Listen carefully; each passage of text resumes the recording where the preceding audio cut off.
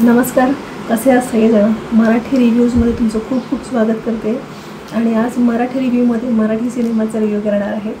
तर आणि तसेच आज आहे 1 मे, महाराष्ट्र दिन आणि कामगार दिन. ह्याच्या तुम्हाला खूप खूप शुभेच्छा.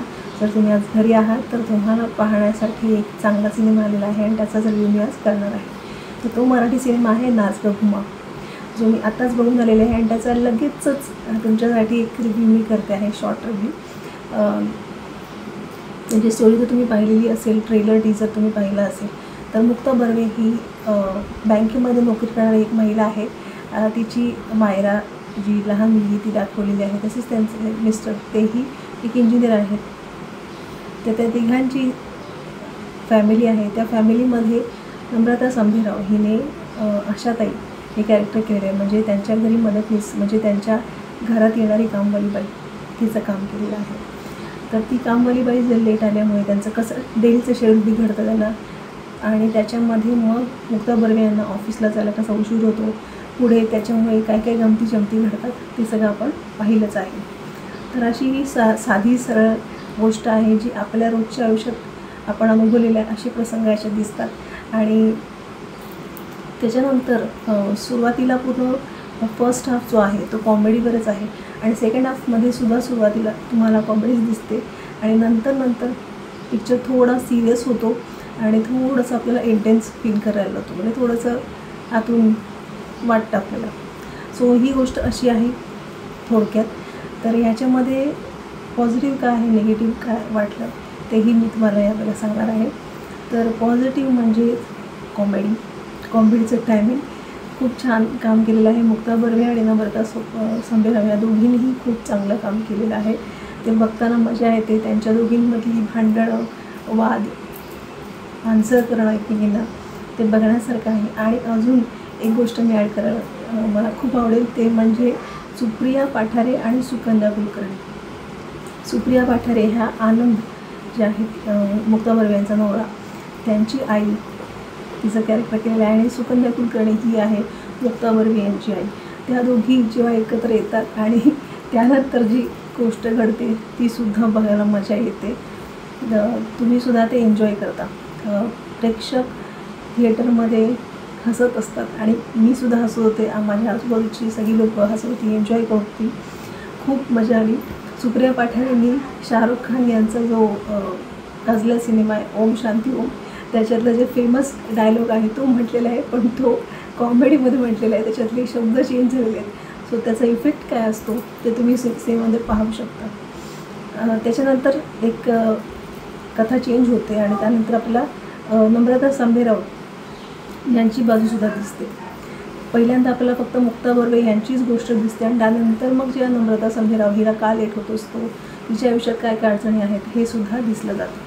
म्हणजे ह्याच्यातून मला वाटतं की जे दिग्दर्शक आहेत, लेखक आहेत, त्यांना हे दाखवायचं आहे की प्रत्येकाचे आपापले प्रॉब्लेम्स आहेत आणि त्याच्यातून प्रत्येकजण जात असतो. आणि त्याच्यात शेवटी मुक्ता बर्वे यांची एक लाईन आहे, ती खरंच सत्य आहे की प्रत्येक यशस्वी पुरुषाच्या मागे एक त्याची बायको किंवा एक स्त्री असते. आणि प्रत्येक यशस्वी किंवा काम करणारी जी जॉब करणारी जी महिला आहे तिच्या मागे असते एक तिची कामवाली बाई किंवा तिची मदतनीस, जी तिच्या घरी हाऊसमेड म्हणून करत असते, तिचं घर सांभाळत असते आणि म्हणून ती बिनधास्तपणे बाहेर पडून तिचा जॉब करू शकते. सो हा पिक्चर असा आहे की जो प्रत्येक जॉब करणाऱ्या महिलेने नक्कीच पाहावा किंवा अशा महिलेने पाहावा की जिच्या घरी काम करायला बाई येते. सो अशा महिलांनी नक्कीच पाहण्यासारखं आहे. आणि त्यांनी त्यांच्या घरातल्या ज्या काम करणाऱ्या बायका आहेत त्यांनाही बरोबर घेऊन जावं आणि त्यांनाही हा सिनेमा दाखवावा. कारण याच्यामध्ये आशाताई यांचं जे कॅरेक्टर आहे ते खूप प्रेमळ दाखवलं आहे, खूप समंजस दाखवलेलं आहे. खरोखर कामवाल्या बाई एवढ्या समंजस असतात का? तुम्ही नक्कीच हा सिनेमा थोडासा एन्जॉय करालच याची मला खात्री आहे. हे झाले सगळे पॉझिटिव्ह पॉईंट्स. निगेटिव्ह पॉईंट्स मला एवढंच वाटलं की फर्स्ट हाफमध्ये आपण जेव्हा कथेमध्ये शिरतो तेव्हा मग मध्येच कथा थोडीशी रेंगाळते आणि त्यावेळेला असं वाटते अरे आता हे पुढे काय दाखवणार, याच्यामध्ये नवीन काय दाखवणार. सो त्यावेळेला थोडंसं डायसी वाटतं. आणि जी सुरुवातीला 2 गाणी आहेत पिक्चरमध्ये फर्स्ट हाफमध्ये जी कॉमेडी बाजमध्ये बसवलेली आहे ती थोडीशी पिक्चरला स्लो करतात किंवा थांबवतात, तर तो जो स्पीड आहे तो कमी होतो असं मला वाटतं. ती गाणी नसती तरीसुद्धा चालली असती. बाकी सगळे पॉईंट्स व्यवस्थित आहेत. छान वाटलं पिक्चर बघून, मूड रिफ्रेश झाला. आणि ह्या चेंजची सगळ्यांना गरज असते. आपल्याला रोजच्या धकाधकीच्या आयुष्यातून एक हसायचा कॉमेडी क्षण आपल्या आयुष्यात हवा असतो, ज्याच्यात आपल्याला हसणं गरजेचं आहे. थोडंसं आपलं रोजचं रुटीन विसरून काहीतरी नवीन बघायची इच्छा असते आणि ते बघून आपलं मनोरंजन होणंही तेवढंच गरजेचं आहे. सो हा सिनेमा तुम्हाला नक्कीच ते मनोरंजन देईल आणि ह्या सिनेमाला मी देईन 5 पैकी 3.5 स्टार. हा सिनेमा तुम्ही तुमच्या फॅमिलीसकट, तुमच्या मुलांसकट, सगळ्यांसकट एन्जॉय करू शकता. तुमच्या घरात जर कामाली बाई आहे तर तिलाही नक्की घेऊन जा आणि प्रत्येक स्त्रीने हा सिनेमा नक्कीच पाहावा असं मला वाटतं. आणि स्त्रियांची गोष्ट आहे, पण ह्याच्यात तुम्ही पुरुष म्हणूनसुद्धा इन्वॉल्व होऊ शकता, तुम्हीसुद्धा एन्जॉय करता तो सिनेमा.